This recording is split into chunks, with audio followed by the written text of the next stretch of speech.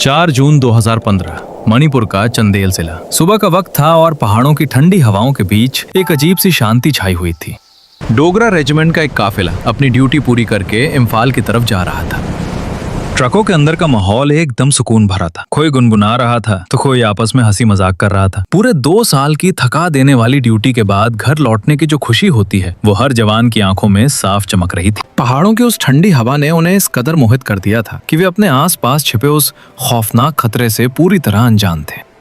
उस घने जंगल के पेड़ों और झाड़ियों की आड़ में NSCN के खूंखार आतंकी घात लगाए बैठे थे। उनकी उंगलियां रॉकेट लॉन्चर और AK-47 के ट्रिगर पर थीं और उनकी नजरें हमारे बेखबर जवानों पर।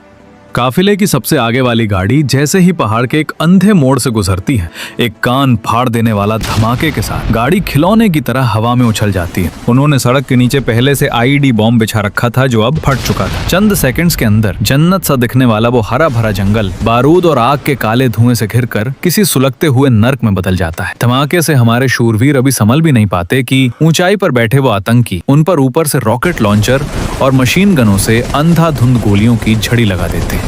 ये सब इतनी तेजी से हुआ कि जब तक हमारे फौजी अपनी बंदूकों का सेफ्टी कैच खोलकर जवाबी फायरिंग की पोजीशन लेते, तब तक वो आतंकी पूरे काफिले को खून और आग में नहलाकर उसी घने जंगल में भूतों की तरह गायब हो चुके थे। उस मनहूस पल में सिर्फ एक ही झटके के अंदर भारत माँ ने अपने 18 वीर सपूतों को हमेशा के लिए खो दिया और 15 जांबाज जवान खून से लथपथ होकर बुरी तरह घायल हो गए।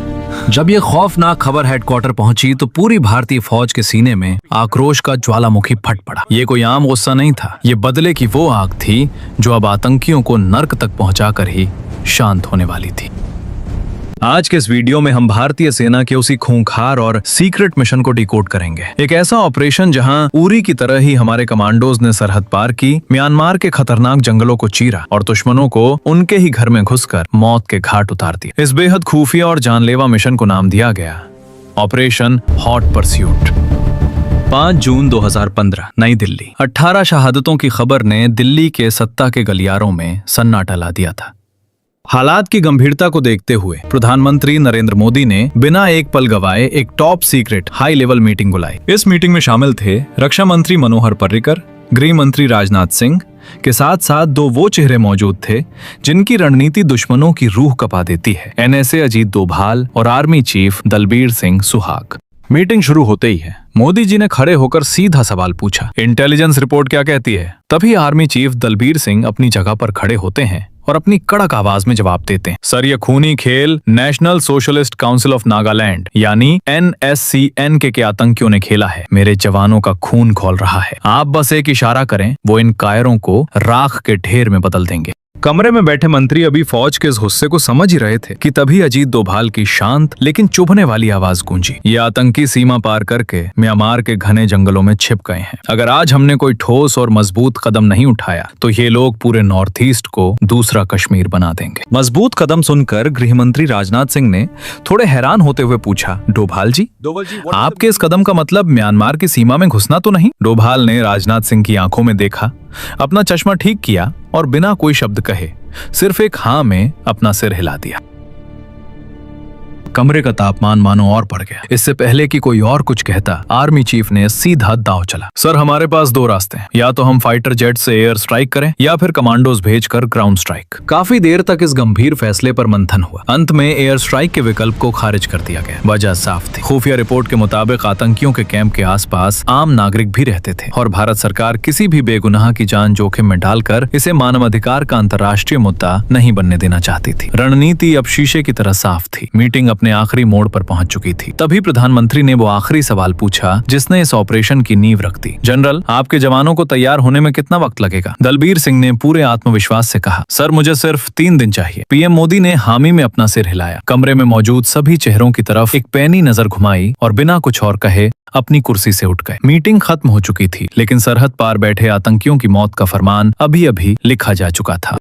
दिल्ली के उस वॉर रूम का दरवाजा खुलते ही आतंकियों की मौत का काउंटडाउन शुरू हो चुका था। इन खूंखार दरिंदों का शिकार करने के लिए किसी आम टुकड़ी को नहीं बल्कि जंगल के असली शेरों को चुना गया। हमारी 21 पैरा स्पेशल फोर्सेस वाघ नख यानी बाघ के पंजे के नाम से मशहूर इस एलीट यूनिट को जंगल वॉरफेयर में ऐसी महारत हासिल है कि सरहद के इस पार कोई भी आतंकी अपना अड्डा बनाने की जुर्रत तक नहीं कर सकता। नॉर्थ ईस्ट में चाहे कुदरत का कहर हो या आतंकियों का खौफ, 21 पैरा के ये जांबाज हमेशा सीना ताने सबसे आगे खड़े मिलते हैं। तारीख 6 जून 2015। ऑपरेशन की तैयारियां युद्ध स्तर पर शुरू हो गईं, लेकिन इस मिशन की जान थी इसकी गोपनीयता यानी सीक्रेसी। दुश्मन को भनक तक न लगे इसलिए भारत सरकार ने मीडिया के सामने एकदम चुप्पी साध ली। यहाँ तक कि पीएम मोदी भी अपने पहले से तय बांग्लादेश दौरे पर निकल गए। दिल्ली की इस खामोशी को देखकर आतंकी बेफिक्र हो गए। उन्हें लगा कि भारत अब कोई कदम नहीं उठाएगा और वो बेखौफ होकर एक और खूनी हमले की साजिश रचने लगे। लेकिन वो बेवकूफ इस बात से अनजान थे कि पर्दे के पीछे 21 पैरा एसएफ ने अपने हथियारों पर धार रखना शुरू कर दिया था। और इतिहास गवाह है, जब जब पैरा कमांडोज ने अपने जूतों के फीते कसे हैं, दुश्मनों को सीधे जहन्नुम का रास्ता देखना पड़ा है। इधर नागालैंड के दीमापुर में 3 कोर के खुफिया हेडक्वार्टर में एक बहुत ही अहम बैठक चल रही थी। यहाँ army chief Dalbir Singh, Ajit Doval, 3 corps के commander lieutenant general Bipin Rawat और 21 पैरा के कमांडर मौजूद थे। पैरा कमांडर ने मैप पर उंगली रखते हुए एक अहम खुलासा किया। हमारे खबरी बता चुके हैं कि आतंकियों के सबसे बड़े और सुरक्षित ठिकानों की सटीक लोकेशन मिल गई है। हम 9 जून को हमला कर सकते हैं। लेकिन तभी एक बहुत बड़ी रुकावट सामने आई। कमांडर ने बताया कि इस खास मिशन के लिए अभी उनके पास सिर्फ 40 कमांडो ही मौजूद है, जबकि उस पार कैंप में खूंखार आतंकियों की तादाद बहुत ज्यादा हो सकती है। 40 कमांडो और सामने खूंखार आतंकियों की फौज। कमरे में एक पल के लिए भारी सन्नाटा छा गया, लेकिन तभी एक ऐसा फैसला लिया गया जिसने पूरी बाजी पलट दी। इस मिशन के लिए कोई समझौता नहीं किया जा सकता था, इसलिए जो सबसे खूंखार और बेस्ट कमांडो छुट्टी पर गए हुए थे या किसी दूसरे अहम ऑपरेशन पर तैनात थे, उन्हें रातों रात सीक्रेट तरीके से एयरलिफ्ट करके नागालैंड बुला लिया गया। अब 70 शेरों की एक ऐसी टीम तैयार थी जिसके सामने मौत भी कांप उठी। सारी मुश्किलें खत्म हो चुकी थी और अब आतंकियों की नरक से दूरी बस कुछ ही पलों की मोहताज थी। दोस्तों, इससे पहले कि हमारे शेर इन आतंकियों का शिकार करें, आइए जल्दी से जान लेते हैं कि आखिर ये खूंखार दरिंदे हैं कौन। इस आतंकी गुट का नाम है NSCNK यानी national socialist council of Nagaland. साल 1980 में SS खापलांग ने इसे बनाया था। इनका सपना था नागालैंड को भारत से अलग करके नागालिम नाम का एक नया देश बनाना। ये भोले भाले लोगों को भड़काते हैं कि भारत का संविधान उन पर थोपा जा रहा है, लेकिन इनकी असलियत कुछ और ही है। ये खुद पूरे नॉर्थ ईस्ट में ड्रग्स का काला धंधा चलाते हैं। छोटी सी दुकान से लेकर आम घरों तक हर महीने बंदूक की नोक पर टैक्स के नाम पर हफ्ता वसूली करते हैं। और तो और भारत को अंदर से खोखला करने के लिए इन्हें पाकिस्तान और चीन से पैसा, हथियार और ट्रेनिंग भी मिलती है। यही वो वजह थी कि इन्होंने हमारी सेना की पीठ पर वार करने की जरूरत की थी। 8 जून 2015 सुबह के 8 बजे Indo Myanmar border. 21 para SF के हमारे 70 खूंखार कमांडोज अपने 18 भाइयों का बदला लेने के लिए पूरी तरह तैयार खड़े थे। अपना असली रूप छिपाने के लिए उन्होंने बिहार रेजिमेंट की वर्दी पहनी हुई थी। हाथों में असॉल्ट राइफल्स, पीठ पर rocket launchers, night vision goggles और खतरनाक स्नाइपर्स। हमारे जवान खामोशी से म्यांमार की सरहद में दाखिल हो जाते हैं। यहाँ से आतंकियों का अड्डा जंगल के सीने में करीब 50 किलोमीटर अंदर था। अब कमांडोज के सामने एक दोहरी जंग थी। एक तरफ म्यांमार का वो खूंखार जंगल था जहां हर कदम पर लैंडमाइंस, दुश्मन के खबरी और आतंकियों के स्नाइपर्स मौत बनकर बैठे थे, और दूसरी तरफ खुद कुदरत उनका इम्तिहान ले रही थी। 40 डिग्री का झुलसाने वाला तापमान और 98% उमस। पीठ पर 15 किलो का भारी भरकम पिट्ठू लादे बिना एक भी बूंद पसीना पोछे हमारे शेर अपने शिकार की तरफ बढ़ते जा रहे थे। शाम के 4 बज चुके थे। फौजी जंगल की इतनी गहराई में पहुंच चुके थे कि सूरज की रोशनी भी उस घने अंधेरे को चीर नहीं पा रही थी। हर एक घंटे में हेडक्वार्टर में बैठे लेफ्टिनेंट जनरल बिपिन रावत को रेडियो पर बस एक बीप का सिग्नल भेजा जा रहा था कि हम सही रास्ते पर हैं। तभी घुप अंधेरे में कुछ ऐसा होता है जो एक झटके में इस पूरे सीक्रेट मिशन को तबाह कर सकता था। कमांडोज दबे पांव आगे बढ़ रहे थे, तभी सामने से 2 अजनबी हाथों में बंदूक लिए सीधे हमारे जवानों की तरफ आ रहे थे। जैसे ही हमारे कमांडोज की नजर उन पर पड़ी, उन्होंने पलक झपकते ही अपनी गन तान ली और दोनों को चारों तरफ से घेर लिया। पूछताछ में पता चला कि वो कोई आतंकी नहीं बल्कि इलाके के लोकल शिकारी थे। वो कोई रिस्क नहीं ले सकते थे। अगर इन्हें छोड़ दिया तो ये आतंकियों को खबर कर सकते थे, लेकिन बेगुनाहों को मारना भारतीय सेना के उसूलों के खिलाफ है। इसलिए कमांडर ने बड़ा फैसला लिया और मिशन पूरा होने तक उन दोनों शिकारियों को बंधक बनाकर अपने साथ ही आगे ले जाने का ऑर्डर दिया। रात के 8 बज चुके थे। थकान, गर्मी और खौफनाक जंगल को चीरते हुए हमारे कमांडोज 500 एकड़ में फैले जंगल में आतंकियों के सबसे बड़े अड्डे के ठीक बाहर पहुंच चुके थे। अब शुरू होने वाला था सब्र का वो खतरनाक खेल जिसमें इन 70 शेरों को अगले कई घंटों तक इसी मौत के कुएं में बिना हिले डुले घात लगाकर बैठना था। कमांडर ने तुरंत पूरी टीम को 2 हिस्सों में बांट दिया। एक टुकड़ी सीधे कैंप के अंदर घुसकर तबाही मचाएगी और दूसरी टुकड़ी पूरे कैंप को बाहर से घेर लेगी ताकि एक भी आतंकी जिंदा बचकर भाग ना पाए। नाइट विजन दूरबीन से कमांडोज ने आतंकियों की गिनती शुरू की। वो कैंप एक छोटी सी पहाड़ी के ऊपर था जिसे 10 ऊंचे वॉच टावर्स ने घेर रखा था और हर टावर पर स्नाइपर्स तैनात थे। अंदर लकड़ी के दर्जनों छोटे छोटे घर थे और इतना बारूद जमा था जो 70 कमांडोज पर भारी पड़ सकता था। उस रात कैंप में आतंकी हमारे फौजियों को मारने का जश्न मना रहे थे, इस बात से बिल्कुल अनजान कि बाहर साक्षात काल ने उन्हें चारों तरफ से जकड़ लिया है।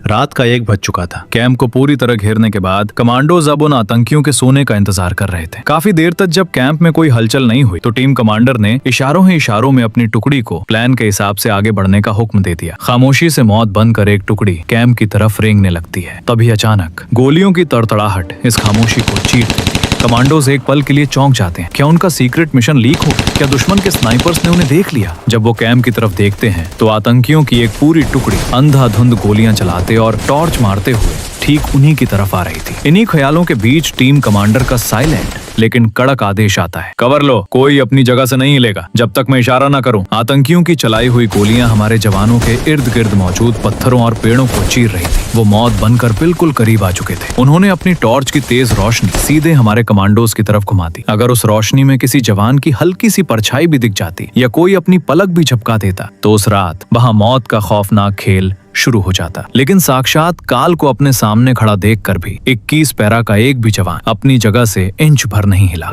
चारों तरफ अपनी टॉर्च की रोशनी लहराने और हवा में कुछ गोलियां दागने के बाद वो आतंकी जोर जोर से हंसने लगे और वापस अपने कैंप में लौट गए। रात भर में उन्होंने ऐसा 4-5 बार किया। तब जाकर कमांडोज को समझ आया कि ये तो उनकी सिक्योरिटी ड्रिल का हिस्सा था। दरअसल उन आतंकियों के मन में भारतीय सेना का एक ऐसा खौफ बैठा था कि उन्हें लगता था किसी न किसी रात हिंदुस्तानी फौज उनका शिकार करने जरूर आएगी। इसी डर से वो रात भर गोलियां चलाते और टॉर्च मारते थे। लेकिन वो बेवकूफ ये नहीं समझ पाए कि जब 21 पैरा की टीम आती है तो वो हाथ नहीं लगाती, सीधा हलक में हाथ डालकर जान निकाल लेती है।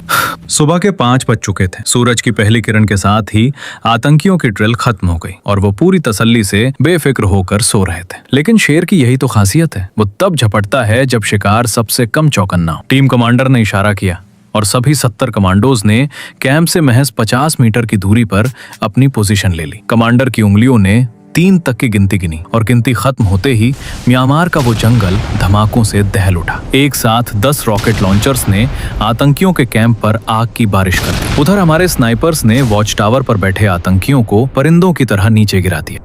पल भर में ही वो पूरा कैंप तबाही के खौफनाक मंजर में बदल गया। आसमान में काला धुआं था और जमीन पर आतंकियों के खून की प्यासी गोलियां बरस रही थी। कमांडोज की एक टुकड़ी वॉर क्राई के साथ सीधे कैंप के अंदर घुसी और उनकी बंदूकों ने मौत का राग छेड़ा। चारों तरफ अफरा तफरी मच गई। जो आतंकी कुछ दिन पहले हमारे जवानों की मौत का जश्न मना रहे थे वो अब चीखते चिल्लाते इधर उधर भाग गए। किसी ने बंदूक उठाने की हिम्मत भी की तो उसकी मैगजीन लोड होने से पहले ही वो 21 पैरा की गोली का शिकार हुआ। करीब 40 मिनट, सिर्फ 40 मिनट तक उन पर मौत बरसाई गई। एक एक करके 100 से भी ज्यादा खूंखार आतंकियों को उनकी सही जगह यानी सीधे नरक पहुंचा दिया गया। उन शैतानों को मौत के घाट उतारने के बाद हमारे जवानों ने पूरे कैंप को आग के हवाले कर दिया ताकि आने वाले कई सालों तक कोई नया आतंकी वहां बसने की जुर्रत न करे। कैंप को राख में मिलाने के बाद कमांडोज तुरंत भारतीय सीमा की तरफ निकल पड़े।